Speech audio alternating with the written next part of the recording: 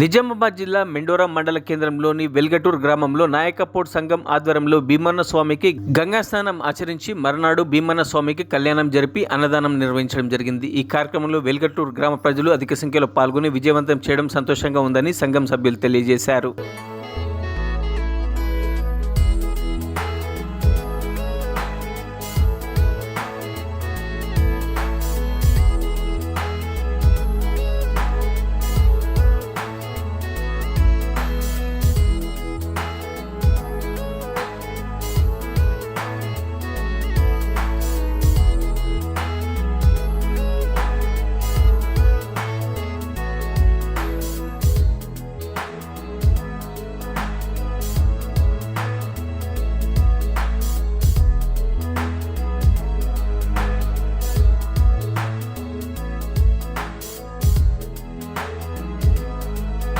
మరిన్ని అప్డేట్స్ కోసం మా ఛానల్ని సబ్స్క్రైబ్ చేయండి.